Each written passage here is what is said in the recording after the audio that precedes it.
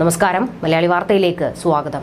ഗാസയിലെ സൈനിക ആക്രമണങ്ങളിലൂടെ ഹമാസിനെ പരാജയപ്പെടുത്താൻ ഇസ്രയേലിന് കഴിഞ്ഞിട്ടില്ല. US രഹസ്യാന്വേഷണ ഉദ്യോഗസ്ഥന്റെ പ്രസ്താവനയിൽ ഇടഞ്ഞ് ബെഞ്ചമിൻ നെതന്യാഹു. ജൂതപ്പട ഹമാസിനെ വേട്ടയാടി തീർത്തുകൊണ്ടിരിക്കുന്നുവെന്ന് ഇസ്രയേൽ പ്രധാനമന്ത്രി പ്രഖ്യാപിക്കുമ്പോഴാണ് അമേരിക്കൻ സേനാ ഉദ്യോഗസ്ഥന്റെ ഈ വാക്കുകൾ. ഇത് ഇസ്രയേൽ പ്രതിരോധ സേനയ്ക്കും തിരിച്ചടിയായിട്ടുണ്ട്. പലസ്തീന്റെ സായുധ സംഘടനയായ ഹമാസിന്റെ അടുത്തുപോലും എത്താൻ ഇസ്രയേലിന് കഴിഞ്ഞിട്ടില്ല എന്ന് രഹസ്യാന്വേഷണ ഉദ്യോഗസ്ഥർ പറയുന്നത്. ഹമാസിന്റെ പോരാട്ട ശേഷിയെ തരം താഴ്ത്താൻ ഇസ്രയേലിന് കഴിഞ്ഞുവെങ്കിലും സൈനിക സംഘടനയെ തകർക്കുന്നതിൽ നിന്ന് ഇസ്രയേലി സൈന്യം വളരെ അകലെയാണെന്നും ഉദ്യോഗസ്ഥർ ചൂണ്ടിക്കാട്ടുന്നു.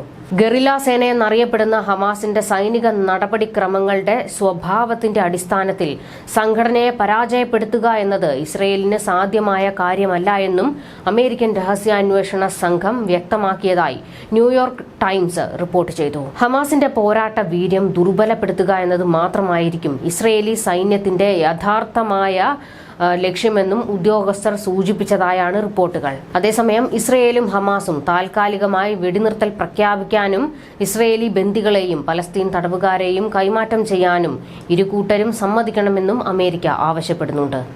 ഇസ്രയേലിന്റെ ആക്രമണത്തിൽ കൊല്ലപ്പെട്ട ഹമാസ് സൈനികരുടെ കണക്കുകൾ പുറത്തുവിടുന്നതിൽ നിന്ന് അമേരിക്കൻ രഹസ്യാന്വേഷണ ഉദ്യോഗസ്ഥർ വിട്ടുനിന്നതായും മാധ്യമങ്ങൾ റിപ്പോർട്ട് ചെയ്തു. എന്നാൽ US സ്റ്റേറ്റ് സെക്രട്ടറി ആന്റണി ബ്ലിങ്കനുമായുള്ള ഇസ്രയേൽ പ്രധാനമന്ത്രി ബെഞ്ചമിൻ നെതന്യാഹുവിന്റെ കൂടിക്കാഴ്ചയ്ക്ക് ശേഷം ഹമാസിനെ തകർക്കുകയാണ് തന്റെ ലക്ഷ്യമെന്ന് നെതന്യാഹു ഊന്നി പറഞ്ഞിരുന്നു. ഇതിനിടെ ഇസ്രയേൽ സൈന്യം പൂർണ്ണമായും ഗാസയിൽ നിന്ന് പിന്മാറണമെന്ന് ഹമാസ് ആവശ്യപ്പെട്ടു. എങ്കിൽ മാത്രമേ പൂർണ്ണമായും വെടിനിർത്തൽ നിർദ്ദേശം നടപ്പാകൂവെന്ന് അവർ വ്യക്തമാക്കി. വെടിനിർത്തൽ സമയത്തിനിടയിൽ ഇസ്രയേൽ ആക്രമണങ്ങൾ നടത്താറുണ്ട്. അതിനാലാണ് ഇത്തരം ഒരു നിർദ്ദേശം മുന്നോട്ട് വയ്ക്കുന്നതെന്നും ഹമാസ് പറയുന്നു. ബന്ദികൾക്ക് പകരം പലസ്തീൻ തടവുകാരെ കൈമാറുക, ഗാസ പുനർനിർമ്മിക്കുക തുടങ്ങിയ ആവശ്യങ്ങളാണ് ഹമാസ് ഉന്നയിച്ചിരിക്കുന്നത്.